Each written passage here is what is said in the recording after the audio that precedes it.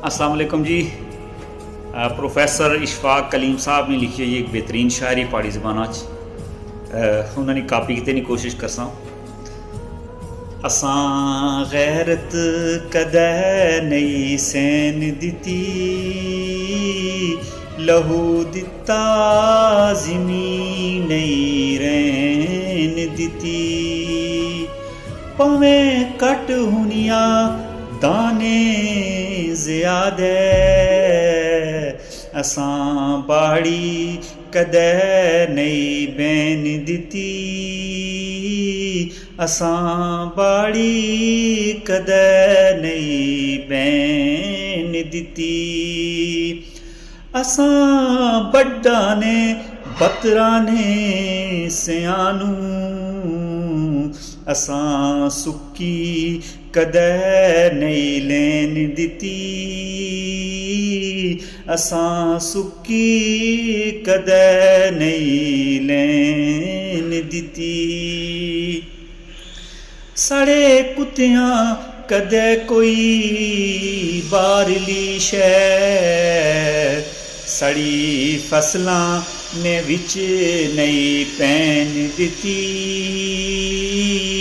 सड़ी फसलां ने विच नहीं पैन दिती। असां मूंडे कड़ी कदरानी थम्मी, सिरी सदरानी भी नहीं टैन दिती। सिरी सदरानी भी नहीं टैन दिती। असां पंदियां ने विच जन्नू खवले, कोई डोली कदै नहीं टैन दिती। कोई डोली कदै नहीं टैन दिती।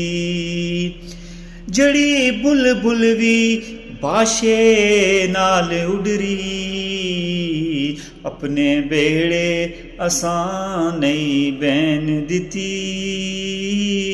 अपने बेड़े असां नहीं बैन दिती।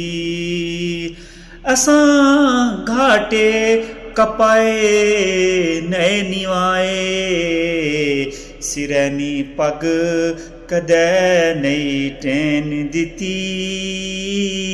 सिरैनी पग कदै नहीं टैन दिती। असां गैरत कदै नहीं सैन दिती, लहू दिता ज़मीन नहीं रैन दिती।